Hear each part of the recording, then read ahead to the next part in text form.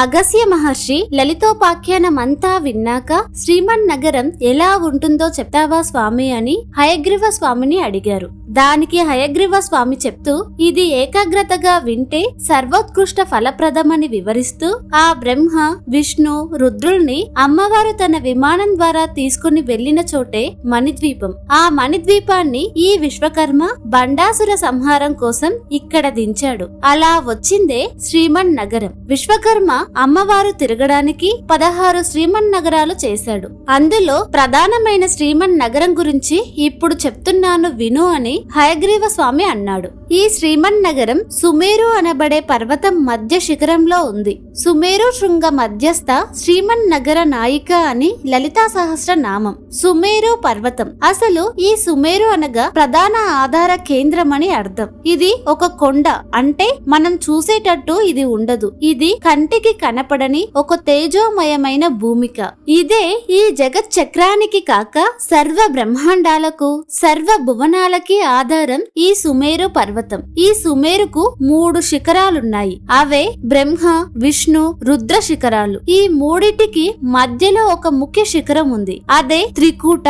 ఆ ప్రధాన శిఖరమే సుమేరు మధ్య శృంగం. ఆ దివ్య శిఖరం పైనే శ్రీమన్నగర నిర్మాణం జరిగింది. అయితే మణిద్వీప పరంగా దీనిని వర్ణిస్తే అమృతమయమైన సముద్ర మధ్యంలో మణిద్వీపం ఉంటుంది. అలాగే శ్రీమన్నగరాన్ని భావించాలి. అద్భుతమైన సుమేరు శృంగంలో అమృతమయమైన ఒక రస ప్రవాహం. దాని మధ్యలో ఉన్న మణిద్వీపం ఇక్కడ తెలియజేయబడుతుంది. దీనిలో మొత్తం 25 ప్రాకారాలుంటాయి. ఆ తరువాత అమ్మవారి చింతామణి గృహం ఉంది. దానిలో అమ్మవారు కూర్చున్నారు. ఆదిశంకరాచార్యుల వారు సౌందర్య లహరిలో సురవిటపి వాటి పరివృతే అని ఒక్క మాటలో చెప్పారు గాని దీనిలో చాలా ప్రాకారాలున్నాయి. మణిద్వీపే. మణి అంటే రత్నాలు. ఆ రత్నాలతో మరికొన్ని ప్రాకారాలున్నాయి. మణిద్వీపంలో ప్రథమ ప్రాకారంలో మొదటి 8 ధాతు ప్రాకారాలు. ధాతువు అంటే ఇనుము వెండి బంగారం మొదలైనవి. తరువాత 9 నవరత్న ప్రాకారాలు. ఆ తరువాత కొన్ని మణులు మండపాలు. చివరకు మహాపద్మాటవి. తరువాత చింతామణి గృహం. మణిద్వీప వర్ణన దేవి భాగవతంలో చివరకు చెప్పబడింది. దానినే ఇక్కడ శ్రీమన్నగర వర్ణన అని లలితోపాఖ్యానంలో చివరకు తెలియజేశారు. ఒక జీవుడు ఏ చోటికైతే చేరితే మళ్లీ వెనక్కి రాడో ఆ చోటు అదే. ఏది నిరంతరం చింతన చేస్తే అక్కడికి చేరతారో ఆ దివ్యధామ చింతకులు ఆ శాశ్వత ధామానికి చేరుకుంటారు. ఇక ప్రథమ ప్రాకారం ఉక్కు లోహంతో నిర్మించబడింది. ప్రతి ప్రాకారానికి మధ్యలో 7 యోజనాల దూరం ఉంటుంది. ప్రథమ ప్రాకారానికి 7 యోజన దూరంలో కాంస్య ప్రాకారం ఉంది, అంటే కంచు ప్రాకారం ఉంది. ఈ ప్రాకారంలో చక్కటి గోపురాలు వసతులు ఉన్నాయి. ఉక్కు ప్రాకారానికి కంస్య ప్రాకారానికి మధ్య ఉన్న 7 యోజనాల విస్తీర్ణమైన అద్భుతమైన భూమిలో రకరకాల దివ్య వృక్షాలున్నాయి. మణిద్వీపం అంటే ప్రపంచం అనే వృత్తానికి కేంద్రం. కేంద్రంలో ఏది ఉందో అదే వృత్తంలో విస్తరించి కనిపిస్తుంది. ఈ ప్రపంచంలో ఏవైతే చూస్తున్నారో వాటిలో పోషించేవి రక్షించేవి కాపాడేవి దివ్యములు చాలా ఉన్నాయి. వీటన్నిటికీ మూలాలు మణిద్వీపంలో ఉన్నాయి. అవే ఈ బ్రహ్మాండాలంతటా పంచబడి ఉన్నాయి. మణిద్వీపంలో ఏ వృక్షాలు చెప్తున్నారో అవి ఈ భూమి మీద ఉన్నట్టే అనిపిస్తాయి. అందుకే దీని పేరు నానా వృక్ష మహోద్యానం. ఈ ప్రాకారంలో ఉన్న ఒక్కొక్క ఉద్యాన వనానికి ఒక్కొక్క ఆదిదేవత ఉంటాడు. వారి స్మరణ కూడా ఎంతో ప్రయోజనకరం. 3వ ప్రాకారం తామ్రమయ అంటే రాగి ప్రాకారం. కంస్య ప్రాకారానికి రాగి ప్రాకారాలకు మధ్యలో ఉన్నది కల్పవాటిక. ఇక్కడ నుండి 6 ప్రాకారాలు కల్పవృక్షాల తోటలు. మందారం కల్పవృక్షాలు పారిజాతాలు సంతానం హరిచందనం అని 6 రకాలున్నాయి. 6 రకాల కల్పవృక్షాలలో మొదటిది కల్పకం. దీని తర్వాత సీసమయమైన 4వ ప్రాకారం ఉంది. ఈ ప్రాకారంలో సంతాన వాటిక అనే కల్పవృక్షాల తోట కూడా ఉంది. ఆ తరువాత ఆరకూటమయమైన ప్రాకారం. ఆరకూటం అంటే ఇత్తడి ప్రాకారం. ఇటు సీసమయమైన ప్రాకారానికి అటు ఆరకూట ప్రాకారాల మధ్యలో ఉన్నది హరిచందన వాటిక అనే కల్పవృక్షాల తోట. 6వ ప్రాకారం పంచలోహ ధాతువులతో కూడుకుంది. ఈ ప్రాకారానికి ఇత్తడి ప్రాకారానికి మధ్య ఉన్నది మందార ధూమ్ర వాటిక, మందార కల్పవృక్షాల తోట. ఈ పంచలోహ ధాతు ప్రాకారానికి అలాగే రజత ప్రాకారానికి మధ్యలో పారిజాతం అనబడే కల్పవృక్ష వాటిక ఉంది. ఈ వాటిక దాటగానే రజత ప్రాకారం, రజత అంటే వెండి ప్రాకారం, ఇది 7వ ప్రాకారం, వెండితో ఉంటుంది. మొదట ఉక్కు ప్రాకారం, తర్వాత కంచు ప్రాకారం, ఆ తరువాత రాగి ప్రాకారం, దాని తరువాత సీసమయమైన ప్రాకారం, ఆ తరువాత ఇత్తడి ప్రాకారం, దీని తర్వాత పంచలోహ ప్రాకారం, ఆ తరువాత వెండి ప్రాకారం. ఇక్కడితో కల్పవృక్షాల తోటలు పూర్తయ్యాయి. ఇప్పుడు 8వ ప్రాకారం పేరు హేమాశాలం. ఇది పూర్తి బంగారంతో చేయబడినది. ఇదే శ్యామలాదేవి ఉండే చోటు. హేమాశాలానికి రజత ప్రాకారానికి మధ్య ఉన్నవి కడిమి చెట్లు, వాటిని కదంబ వృక్షాలంటారు. ఈ తల్లిని కదంబ వాసిని అని పిలుస్తారు. మొత్తం కదంబ వనాలు అక్కడ కనిపిస్తూ ఉంటాయి. ఆ కదంబ వనాలలో శ్యామల అమ్మవారు తన అంగదేవతలు, పరివార దేవతలు, సేనులతో కూడి ప్రత్యేక నివాసం ఉంటుంది. ఆ తల్లికి ఇక్కడ ప్రత్యేక భవనం కాక అమ్మవారి చింతామణి గృహానికి పక్కన మరో భవనం కూడా ఉంది. ఇక్కడ ఈ విభాగం చూస్తూనే శ్యామలాదేవి మరొక రూపంతో అమ్మవారిని కొలుచుకుంటూ ఉంటుంది. ఈ అమ్మవారికి మాతంగ కన్య అని పేరు. మాతాంగ కన్య అనే దానికి ఒక కథ ఉంది, అది షార్ట్ వీడియోలో చెప్తాను. ఈవిడే శ్యామలాదేవి యొక్క మంత్రాలలో లఘు శ్యామల అనబడే తల్లి. ఈ తల్లి ప్రధాన శక్తిగా కనిపిస్తుందని ఆ అమ్మవారి ప్రాకారాన్ని వర్ణించారు. ఆయా వనాల ఆదిదేవతల వివరాలు హయగ్రీవ స్వామి మనకి చెప్తున్నారు. మొట్టమొదటి ప్రాకారం నానా వృక్ష మహోద్యానంలో మహాకాలుడనే ఆయన మహాకాళితో పాటు ఉంటారు. మహాకాలుడు ఉన్న యంత్రం ఉంటుంది. ముందు తెలియజేసిన మంత్ర విజ్ఞానం ఇక్కడ గుర్తు తెచ్చుకోవాలట. ఈ యంత్రంలో మన్వంతర దేవతలు, యుగ దేవతలు, పగులు రాత్రి దేవతలు, చీకటి వెలుగుల దేవతలు, ప్రదోష దేవతలు, సంధ్యా దేవతలు, అర్ధరాత్రి దేవతలు, కొన్ని రకాల పూర్ణిమ అమావాస్యలలో ఉన్న దేవతలు, కాలంలో సూక్ష్మ విభాగాలైన కాల, కాష్ట, నిమేష, క్షణ, లవ, త్రుటి, ముహూర్త, కుతప, ఘోర ఇవన్నీ ఆవరణ దేవతలుగా ఉండి ఆ మధ్యలో మహాకాలుడు ఉంటారు. సర్వకాల స్వరూపం ఇక్కడ చూపించబడింది. ఆ తరువాతది 2వ ఉద్యానవనమైన కల్పవృక్షాల వాటిక. ఇక్కడి నుండి 6 కల్పవృక్షాలలో 6 ఋతువుల ఆదిదేవతలు ఉంటారు. ఈ ఋతువులకు మన శరీరానికి సంబంధం ఉంది. ఈ ప్రపంచంలో ప్రతి వస్తుజాలం మీద ఋతువుల ప్రభావం ఉంది. కొన్ని ఋతువుల్లో కొన్ని వస్తువులు దొరుకుతాయి, మరికొన్ని ఋతువుల్లో కొన్ని వ్యాధులు, బాధలు వస్తుంటాయి. ఋతువులు మంచి చెడు రెండూ ఉంటాయి. కానీ ఇప్పుడు చెప్పబోయే ఈ ఋతు దేవతలకు నమస్కరించుకుంటే ఆ ఋతువుల యందు మేలు తప్ప కీడు జరగదు. ఆ ఋతువులలో కాలపరమైన ఇబ్బందులు తొలగడం భౌతిక ఫలంగా ఉంటుంది. ఈ ఋతు చక్రమంతా శరీరం నందే ఉంది. వాళ్లే షట్చక్రాది దేవతలు. కాలమంతా ప్రధానంగా ఈ ఋతు శక్తుల ద్వారానే మనకన్నిటినీ ఇస్తుంది.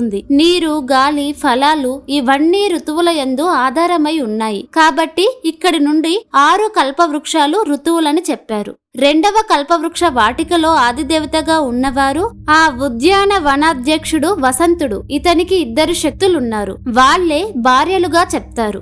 భార్యలు అంటే వారి శక్తులు. వారి పేర్లు మధుశ్రీ, మాధవశ్రీ. 3వ ఉద్యానం సంతాన వాటిక. ఇక్కడున్న ఋతు దేవతలు గ్రీష్మ ఋతువు. ఈయనకి ఉన్న 2 శక్తులు శుక్రశ్రీ, శుచిశ్రీ. 4వ ఉద్యానవనంలో హరిచందన వాటిక. ఇక్కడ ఉండేవారు వర్ష ఋతువు ఆదిదేవత. ఈయనకు చాలా శక్తులున్నాయి. నభశ్రీ, నభశ్రీ, సరస, సస్యమాలిని, అంబాదూల, నితత్ని, అభ్రయంతి, మేఘయంతిక, వర్షయంతి, చిపునిక, హరిధార ఇవి ముఖ్యమైనవి. శ్రావణ భాద్రపద మాసాలలో మేఘాలు మబ్బులుగా మారి ధారలుగా కురిసి అన్నిటినీ నింపడం అనే మొత్తం పద్ధతిని ఒక్కొక్క స్థితిలో ఉండే శక్తులుగా ఇక్కడ చెప్పబడ్డాయి. ఇవే ద్వాదశ శక్తులు. 5వ ఉద్యానవనం మందార వాటిక. ఇక్కడ శరదృతువు ఆదిదేవతగా ఉంటారు. ఈశశ్రీ, ఊర్జశ్రీ అనే 2 ఇతనికి ప్రాణశక్తులుగా కనిపిస్తున్నారు. 6వ ఉద్యానవనంలో పారిజాత వాటికకు హేమంత ఋతువు ఆదిదేవత. సహస్యశ్రీ అనే వారు ఈయన భార్యలు. ఇలా ఉద్యాన వనాలలో 7వదైన కదంబ వాటికకి 8వ ప్రాకారంలో ఉన్న ఆదిదేవత శిశిర ఋతువు. తపసశ్రీ ఈయన శక్తులు. వీటి స్మరణ ఆ ఋతు దేవతల అనుగ్రహాన్ని కలిగిస్తుంది. ఇలా ధాతు ప్రాకారాలు 8 వర్ణన పూర్తయింది. వీటి తర్వాత వచ్చేవి 9 రత్న ప్రాకారాలు. పుష్యరాగాది విద్రుమాంత నవరత్న ప్రాకారేభ్యో నమః. పుష్యరాగం నుండి పగడం వరకు 9 ప్రాకారాలు తెలియజేస్తున్నారు. ముందుగా ఉన్నది పుష్యరాగమయ ప్రాకారం. దీని యందు ఉన్న ప్రాకారం బంగారు ప్రాకారం నుండి ఈ ప్రాకారం వరకు మధ్యలో ఉన్నదంతా పుష్యరాగమయమే. ఇక్కడి నుండి అమ్మవారి ఉపాసకులు ఏ స్థాయికి చెందిన వారు ఏ ప్రాకారంలో ఉంటారో చెప్పబడుతుంది. సిద్ధ జాతులలో లలితాదేవిని ఉపాసించే వారంతా పుష్యరాగమయ ప్రాకారంలో అద్భుతమైన దివ్యానుభూతిని పొందుతూ అమ్మవారి ఆరాధన చేస్తూ ఉంటారు. ఇక్కడ పొందే అనుభూతి చాలా విశేషం. తరువాతది పద్మరాగమయ ప్రాకారం. ఇక్కడ చారణులు అనే వారు ఉంటారు. పూర్వంలో అమ్మవారిని ఉపాసించడం వల్ల సిద్ధి పొంది దివ్య దేహాలతో ఈ ప్రాకారంలో భాషిస్తూ ఉంటారు. వారు ఆ లలితాంబిక దివ్య అనుగ్రహ ఆనందాన్ని పొందుతూ ఉంటారు. ఈ లోకమంతా ఆనంద లోకమే. ప్రతి ప్రాకారము ఆనందమయమే. ఎవరి ఉపాసన స్థాయిని బట్టి వారికి అనుభవం ఇక్కడ కలుగుతూ ఉంటుంది. తరువాత గోమేధిక ప్రాకారం. ఇది 11వ ప్రాకారం. ఇక్కడ యోగరూప శక్తులన్నీ ఉంటాయి. కోట్ల కొలది యోగినులు భైరవులు ఉంటారు. వీరు లలితాదేవిని కాల సంరక్షణి అనే రూపంతో ఆరాధన చేస్తూ ఉంటారు. 12వది హీర ప్రాకారం అంటే వజ్ర ప్రాకారం. ఇక్కడ గంధర్వులు అప్సరసలు మొదలైన వారంతా అమ్మవారిని వజ్రేశ్వరి అనే పేరుతో ఆరాధిస్తారు. ఇక్కడ వజ్ర అనే నది కూడా ఉంది. తరువాతది వైడూర్య ప్రాకారం. ఇక్కడ పాతాళ వాసులైన నాగజాతులైన శేష, కర్కోటక, మహాపద్మ, వాసుకి, శంఖ, తక్షక, శంఖచూడ, మహాదంత, మహాపనాయిల మొదలైన వారంతా అమ్మవారిని ఆరాధించుకుంటూ ఉంటారు. ఈ చోటంతా మహానంద భరితంగా కనిపిస్తూ ఉంటుంది. ఇక 14వది ఇంద్రనీలమయ ప్రాకారం. ఇక్కడ నదులు సరస్సులు ఉంటాయి. వాటిలో నీరు కూడా మధురంగా ఉంటుంది. అద్భుతమైన భోగ్య పదార్థాలు ఇక్కడ లభిస్తాయట. భూలోకంలో శ్రద్ధగా అమ్మవారి ఉపాసన చేసే వారంతా ఉండే చోటు ఇది. ఇక్కడికి చేరడం అంత తేలిక కాదు. మనుషులు సకామంగానో మరొక విధంగానో అమ్మవారిని ఆరాధిస్తూ ఉంటే ఇక్కడికిక్కడే కొన్ని పూర్తవుతూ ఉంటాయి. కొంతమంది కేవలం ప్రేమతో అమ్మవారి ఆరాధన చేస్తూ ఉంటారు. వీరికి జ్ఞానం, ఆత్మ విచారణ, వైరాగ్యం ఇవేవీ ఉండవు. అపారమైన భక్తి కూడా వీరికి సిద్ధించకపోవచ్చు. ఇంకా లౌకికమైన వాసనలుంటాయి. అలాంటి వారు వెళ్లే చోటు ఇదే. ఈ చోటు భూమి కంటే ఎంతో బాగుంటుంది. ఎందువలన అనగా ఇది బ్రహ్మాండాలన్నిటికీ అవతల ఉంది. స్వర్గాది లోకాల కంటే ఎక్కువ ఆనందం ఇక్కడ అనుభవిస్తారు. కానీ ఇక్కడ పొందే ముక్తి పేరు సలోక్య ముక్తి. ఈ లోకంలో ఉండే ముక్తి మాత్రమే. ఇంకా చింతమణి గృహానికి వీరు చేరలేరు. ఇక్కడి వారు లలితాదేవిని ధ్యానిస్తూ ఆ ధ్యాన ఆనందాన్ని అనుభవిస్తారు. కానీ కర్మక్షయమైన తరువాత వారు భూమి యందు ఉత్తమ జన్మలు పొందుతారు. అప్పుడు వాళ్ళు జ్ఞానులై యోగులై విచారణ చేస్తారు. ద్వంద్వరహితులు అనగా సుఖ దుఃఖాలు, లాభ నష్టాలు, శీతోష్ణాలకు అతీతులై జితేంద్రియులై ఎవరైతే ఆత్మతత్వాన్ని తెలుసుకుంటారో ఆ జ్ఞానులు మాత్రమే చింతామణి గృహంలో ఉన్న అమ్మలో లీనమవుతారు. ఈ ప్రాకారానికి చేరిన వారు తర్వాతి జన్మలలో ఎప్పటికైనా అక్కడికి చేరే అభయం కనిపిస్తున్నది. అమ్మ ఉపాసన చేసే వారందరూ కూడా క్రమక్రమంగా జ్ఞాన వైరాగ్యాలను అవలంబించుకొని సాత్వికమై అంతర్ముఖ సమారాధన చేస్తే ఈ జన్మలోనే చింతామణి గృహంలో ఉన్న అమ్మలో లీనమవ్వగలరు. ఇదే 14వ ప్రాకారం. ఈ ప్రాకారంలో ఉన్న వారంతా చాలా గట్టి సాధకులే, సామాన్యులు మాత్రం కాదు. ఆ తర్వాత వచ్చేది ముక్తారత్నమయ ప్రాకారం అంటే ముత్యాల ప్రాకారం. తామ్రపర్ణి, మహాపర్ణి, సదాముక్త, సదోదక అనే మంచి నదులు ఇక్కడ ప్రవహిస్తూ ఉంటాయి. ఇక్కడ ఉండే వారంతా దేవలోక వాసులు. ఇంద్రాది లోకాలలో ఉండే దేవతలు అమ్మవారిని ఆరాధిస్తే ఇక్కడికి చేరతారు. ఆ దేవతలంతా ఇక్కడ దివ్యానంద అనుభవాన్ని పొందుతూ ఉంటారు. ఇక్కడ ఉన్న దేవతలను రక్షించడానికి బ్రహ్మ, విష్ణు, రుద్ర లోకాల విభూదులు ఇక్కడ ఉంటాయి. బ్రహ్మ, విష్ణు, రుద్ర లోకాలు ప్రతి బ్రహ్మాండానికి ఉంటాయి. కానీ వాటి మూలం ఇక్కడ ఉంది. ఈ 15వ ప్రాకారంలోనే అష్టదిక్పాలకుల లోకాలుంటాయి. దీనిలో తూర్పు వైపు రుద్రలోకం ఉంది. ఈ రుద్రలోకంలో 16 ఆవరణాలుంటాయి. ఆ 16 ఆవరణాల మధ్యలో మహారుద్రుడు ఉంటాడు. అలాగే హిరణ్య బాహువు, సేనాని, దిశంపాతి, హరికేశుడు, పశుపతి, సశింజరుడు, విషిమంతుడు, పదినాంపతి, బభ్రూషుడు, విష్యాది, అన్నపతి, హరికేశుడు, ఉపవితి, పుష్టనాంపతి అని ఇలా వీళ్ళ పేర్లుంటాయి. ఇక్కడ రుద్రంలో చెప్పబడ్డ దేవతలందరూ ఉన్నారు. లలితోపాఖ్యానంలో ఈ భాగం వింటే రుద్రాభిషేకం, మద్రోపనిషత్ జపించిన ఫలితం లభిస్తుందని చెప్పారు. ఇక ముత్యాల ప్రాకారం తరువాత మరకత ప్రాకారం. ఇది రత్న ప్రాకారాలలో కీలకమైన ప్రాకారం. ఈ ప్రాకారం దండనాథాదేవి అంటే వారాహిదేవి ఉండే చోటు. ఇక్కడ అద్భుతమైన గృహాలు, విస్తారమైన తాళ వృక్షాలు అంటే తాడి చెట్లు ఉంటాయి. అవన్నీ బంగారు ఆకుల తాడి చెట్లు. ఆ చెట్ల బెరడు కూడా బంగారంగా ఉంటుంది, మెత్తగా ఉంటాయి. వాటి కిందికి వెళితే శాంతి లభిస్తుంది. వారాహిదేవి యొక్క సమస్త పరివార దేవతలు ఈ ప్రాకారంలోనే ఉంటారు.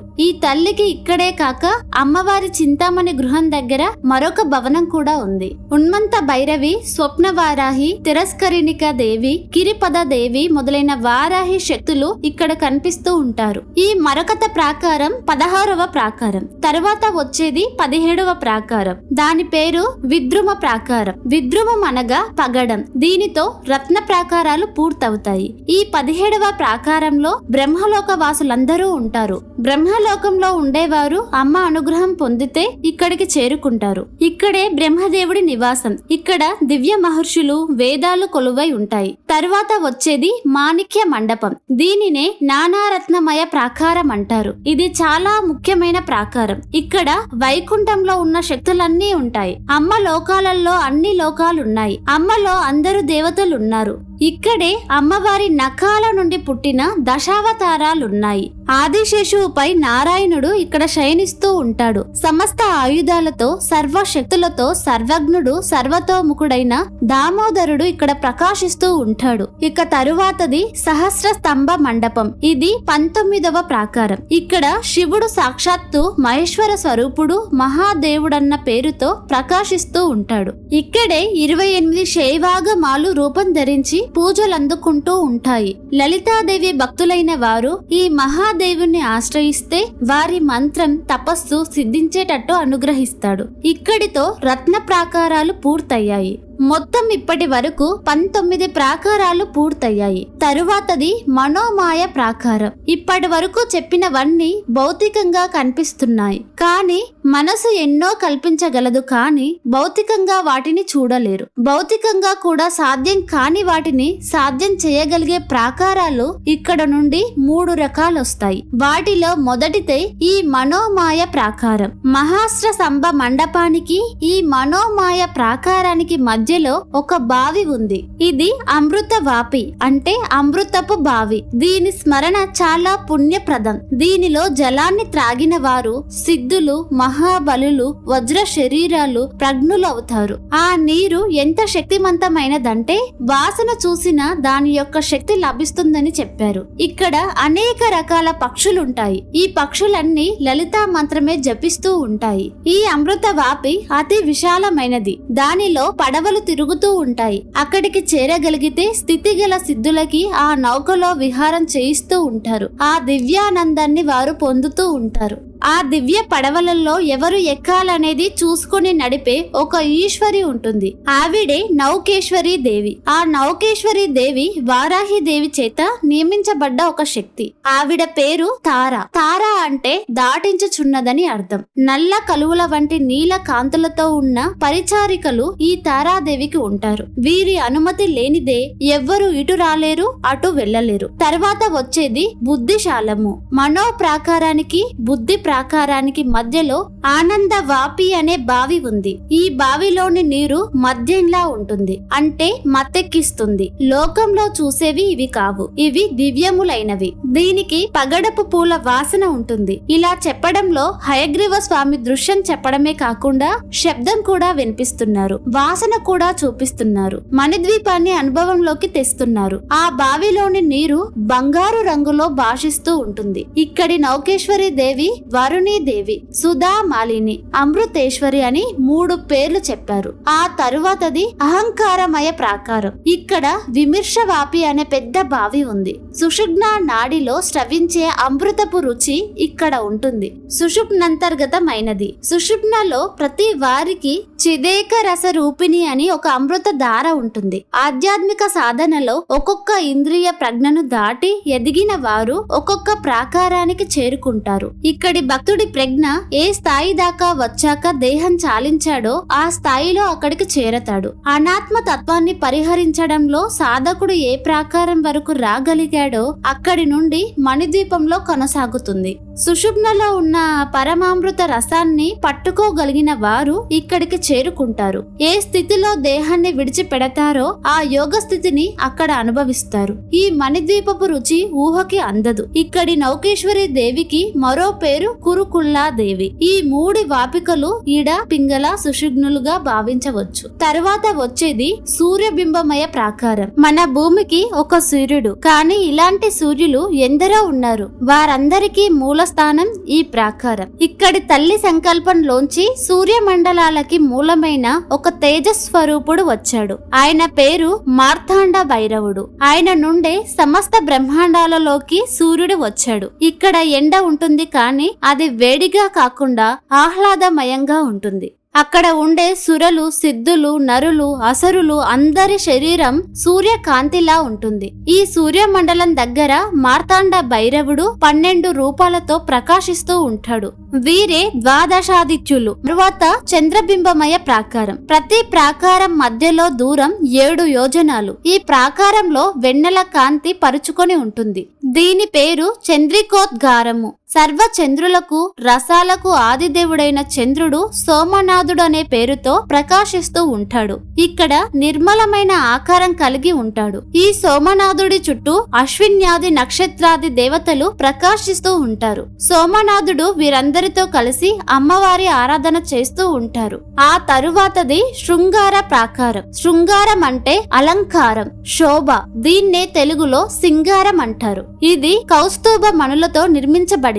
ఇది భూమి యందు దొరికే మణి కాదు, సముద్ర మదనంలో ఉద్భవించిన మణి. నారాయణుడు వక్షస్థలంలో పెట్టుకునే మణులు. ఇక్కడ మహాశృంగార పరిగు ఉంది. పరిగు అంటే కందకం, అగర్త. కోటల దగ్గర కందకం తవ్వి దానిలో నీరు పోసి శత్రువులు దాడి రాకుండా ఏర్పాటు చేస్తారు. ఆ విధంగా అక్కడ మహాశృంగార పరిగు ఉంది. దాని నిండా మంచి రసమయమైన జలం నింపబడి ఉంటుంది. దానిలో చాలా మంది చక్కగా అలంకరించుకున్న అందగాళ్ళు, అందగత్తలు విహరిస్తూ దివ్యమైన ఆనందాన్ని అనుభవిస్తూ ఉంటారు. వారందరి మధ్యలో కూర్చొని ఆ పరిగినంతటికి జాగ్రత్తగా చూసుకునేవాడు మన్మధుడు. ఆ మణిద్వీపంలో చింతామణి గృహంలో ఎవరు లోపలికి వెళ్లాలో నిర్ణయించేవారు ఈ మన్మధుడే. అది దాటి వెళ్లడం మహా కష్టం. మోహాన్ని ఎవరు పూర్తిగా జయిస్తారో వారు మాత్రమే దీనిని దాటి వెళ్లగలరు. సంసారులైన వారు ఒక వస్తువు నాది అని మమకారంలోనే పడి ఉండిపోయేవారు,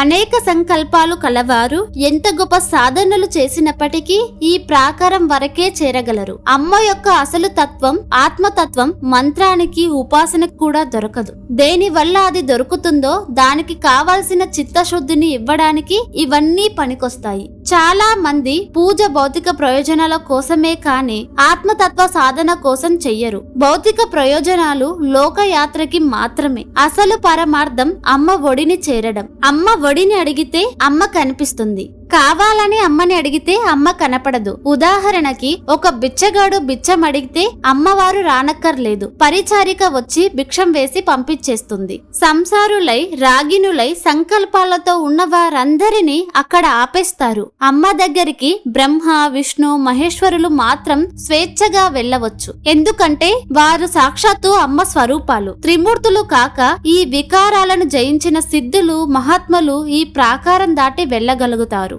ఇక్కడితో 25 ప్రాకారాలలో ప్రథమమైనవన్నీ అయిపోయాయి. వీటన్నిటిని తర్వాత వచ్చేది అమ్మవారి నివాసమైన చింతామణి గృహం. 25 ప్రాకారాలలో ప్రతి ప్రాకారానికి 4 దిక్కుల 4 గోపురాలున్నాయి.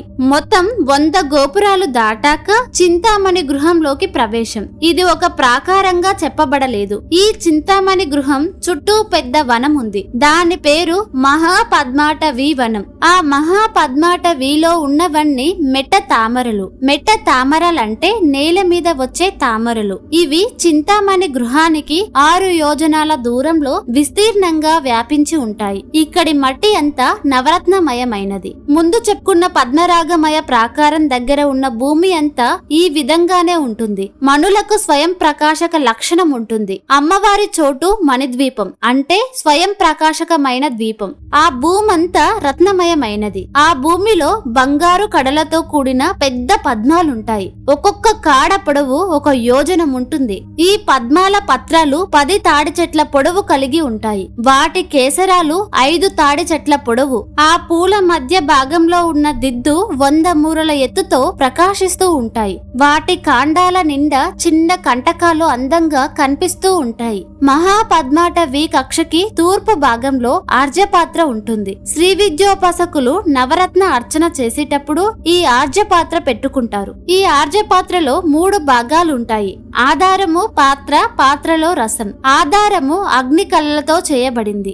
ధూమ్రార్చి, జ్వాలిని, ఊష్ట, విస్ఫులింగక మొదలైన 10 కళలతో అగ్ని అక్కడ ఉంటారు. దానిపైన 12 సూర్యకళలతో పాత్ర ఉంటుంది. దానిలో అనేక ఔషధి జలాలతో నింపిన అమృతం ఉంటుంది. దీనిలో చంద్రకళలు 16, బ్రహ్మకళలు 10, విష్ణు కళలు 9, రుద్ర కళలు 10, 4 మహేశ్వర కళలు, 16 సదాశివ కళలు కనిపిస్తూ ఉంటాయి. ఈ కళలతో భాషిస్తూ విశాలమైన పాత్రలో చిన్న నౌకలుంటాయి. ఆ నౌకలలో ఈ కళ దేవతలు ఆడుకుంటూ ఉంటారు. అది ఈ పాత్రలో ఉండే సొగసు. ఈ పాత్రలోని సర్వ ఔషధి రసాన్ని మహాపద్మాటవిలో ఉండే వాళ్ళు అమ్మవారి శ్రీచక్రంలోని 9 ఆవరణలలో ఉండే దేవతలు తాగుతూ ఉంటారు. వారంతా తాగడానికి మోసుకుని వెళ్లే పరిచారకులు కూడా ఉంటారు. శ్రీచక్రంలో త్రైలోక్య మోహన చక్రం నుండి సర్వానందమయ చక్రం వరకు చెప్పబడ్డ అణిమ మొదలైన శక్తుల నుండి కామేశ్వరి, భగమాలిని వరకు అందరికీ అడపా దడపా ఈ పానీయం కావాలి. వీరిని అది తృప్తి పరుస్తుంది. శ్రీ విద్యలో ఆర్జ్యపాత్ర పెట్టి తర్పయామి, పూజయామి అని చెప్తూ ఉంటారు. ఇదే రహస్యం ఇక్కడ చెప్పబడుతుంది. ఆ అణిమాది శక్తులందరూ అమ్మవారి చింతామణి గృహం లోపల ఉంటారు. పరిచారకులు వచ్చి కోట్ల కొలది బంగారు రత్న కుండలాలతో తీసుకుని వెళ్లి అణిమాది దేవతలకు ఇస్తూ ఉంటే వారు తాగుతూ ఉంటారు. అటువంటిది ఈ ఆర్జపాత్ర. ఇక మహాపద్మాటవి కక్షకి ఆగ్నేయ దిగ్భాగంలో అగ్నికుండం ఉంది. ఒక ఇంటికే అన్ని హోత్రం చేసుకోవాలి అన్నప్పుడు విశ్వం అనే ఇంటికి దంపతులైన ఆ కామేశ్వరుడు, కామేశ్వరి విశ్వరక్షణ కోసం అగ్నిహోత్రం చేస్తారు. అక్కడ ఆగ్నేయ దిగ్భాగంలో చిదగ్ని రగులుతూ ఉంటుంది. ఆ చిదగ్ని కుండంలో హోత్రిగా లలిత మహాదేవి, హోతగా మహాకామేశ్వరుడు ఈ సుధాధారలో హోమంలో వేస్తూ ఉంటారు. ఈ గృహానికి నైరుతి భాగంలో చక్రరాజ రథం భాషిస్తూ ఉంది. గృహ రాజ్యానికి వాయువ్య భాగంలో మంత్రిని దేవి యొక్క గేయ చక్ర రథం ఉంటుంది. ఈశాన్య భాగంలో వారాహిదేవి యొక్క కిరిచక్ర రథం ఉంటుంది. చింతామణి గృహానికి ఆగ్నేయ దిక్కులో ఉన్న చిదగ్ని కుండానికి పడమటి దిక్కులో గాయత్రీదేవి మందిరం ఉంది.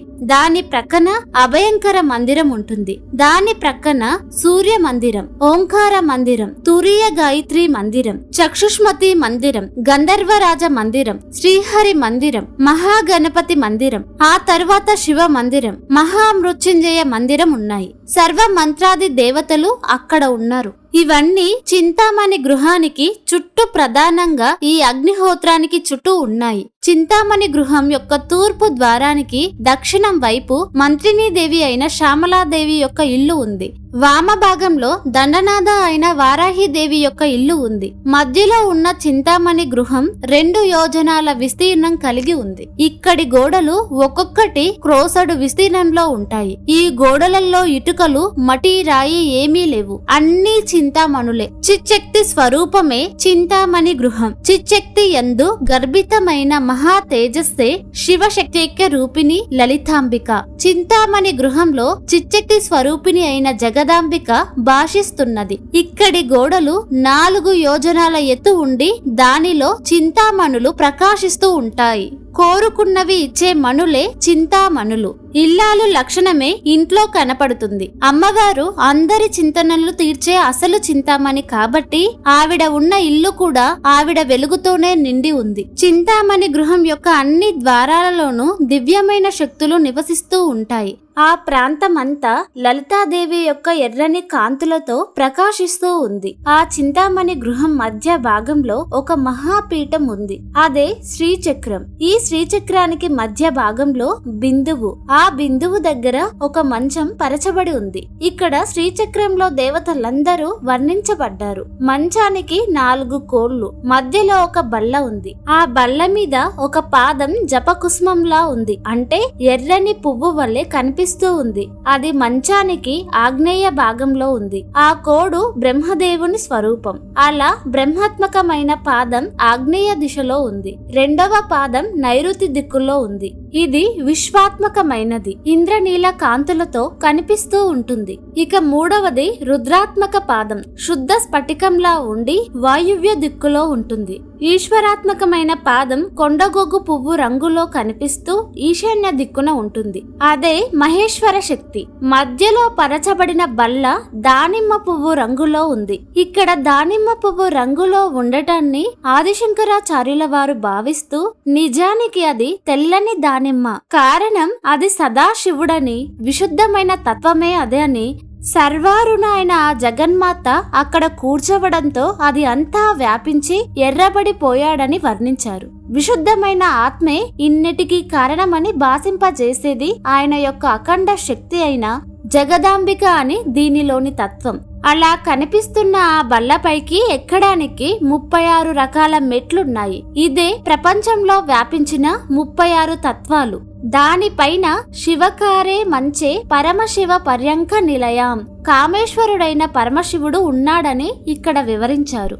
అర్థమయ్యేలా చెప్పాలంటే ఆ బల్లకి 4 కోళ్లు, బల్ల కలిపి 5. వీటిని తయారు చేసింది ఒక కర్రతో అయినా చూడడానికి 5లా కనిపిస్తున్నా అంతా కలిపి ఒకే శివుడు.